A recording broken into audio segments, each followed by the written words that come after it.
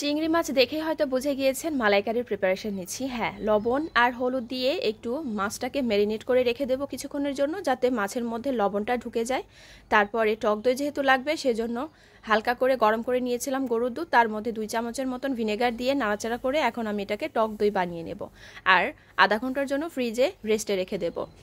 এখন রান্নার পালা। চুলায় প্যান বসিয়েছি, প্যান গরম হয়ে গেছে, তার মধ্যে তেল গরম করে তার মধ্যে 2 চামচের মতন দিয়ে দিলাম। ঘিটাকে সম্পূর্ণ গলিয়ে নিয়ে তারপরে 1 কাপ পরিমাণ পেঁয়াজ কুচি দিয়ে দিলাম। এখন পেঁয়াজ কুচিটা ভালোভাবে নেড়েচেড়ে হালকা লাল করে নেব। তার মধ্যে 5টা এলাচ দিয়ে দিলাম আর দিয়ে দেব 1 চামচ পরিমাণ আদা রসুন বাটা। এখন আদা রসুন বাটাটাকে ভালোভাবে নেড়েচেড়ে ভেজে নিতে হবে তেলের সাথে। আদা রসুন ভাজা কমপ্লিট হয়ে গেছে। এখন এর মধ্যে একটু কোকোনাট মিল্ক বা নারকেলের দুধ দিয়ে দিলাম। এটা আমি সুপার শপ থেকে এনে রেখেছিলাম, সেখান থেকে একটু দিয়ে দিলাম। এখন মশলাটাকে নেড়েচেড়ে একটু কষিয়ে নেব। মশলা কষানো হয়ে গেলে এর মধ্যে 1/2 চামচ পরিমাণ লবণ দিয়ে দিলাম, যেহেতু মাছের মধ্যে লবণ মিশানো আছে। তারপরে দিয়ে দেব 1 চামচ পরিমাণ মরিচের গুঁড়া। এর মধ্যে আর কোনো হলুদ গুঁড়া বা ধনিয়া গুঁড়া আমি ইউজ করব না। এখন আবার মরিচের গুঁড়া দিয়ে মশলাটাকে ভালোভাবে নেড়ে চেড়ে আমি ভেজে নেব কিছুক্ষণ। এরপর মশলাটা ভাজা হয়ে গেলে ফ্রিজে রাখা টক দই আমি এর মধ্যে দিয়ে দিলাম, পুরোটাই দিয়ে দিলাম।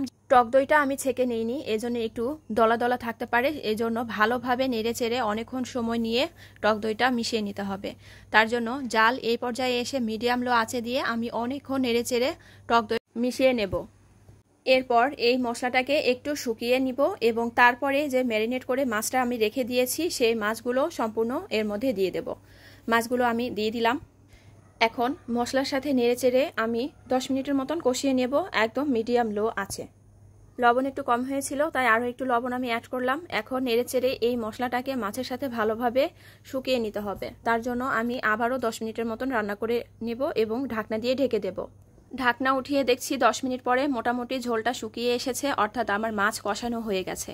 এই পর্যায়ে এসে তরকারিটা ঝোল করার জন্য এর মধ্যে আমি অর্ধেক পরিমাণ, অর্থাৎ কৌটার অর্ধেক পরিমাণ নারকেলের দুধ দিয়ে দিলাম।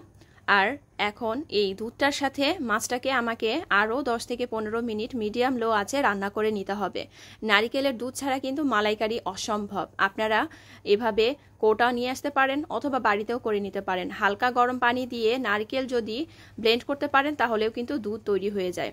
তো যাই হোক, এখন আমি ঢাকনা দিয়ে ঢেকে আরও 10 থেকে 15 মিনিট মিডিয়াম লো আছে এই তরকারিটা রান্না করে নেব। তার আগে কয়েকটা গোটা কাঁচামরিচ দিয়ে দেব সুন্দর একটা ফ্লেভারের জন্য।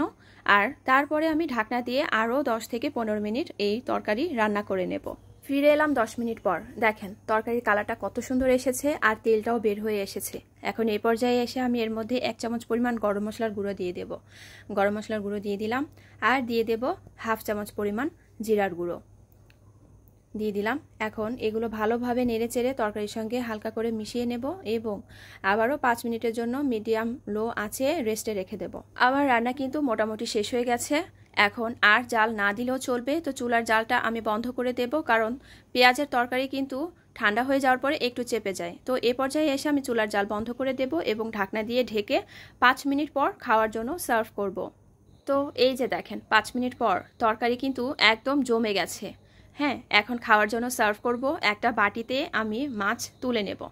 দেখতে কিন্তু অসাধারণ হয়েছে এবং খেতেও মাশাআল্লাহ অনেক টেস্টি হয়েছে। ভিডিওটি যদি ভালো লেগে থাকে তাহলে অবশ্যই লাইক করবেন, কমেন্ট করবেন আর শেয়ার করতে ভুলবেন না কিন্তু। আর অবশ্যই আমার পেজে ফলো দিয়ে আমার পাশে থাকবেন, আমাকে সাপোর্ট করবেন। আজকের মতন শেষ করছি। আসসালামু আলাইকুম।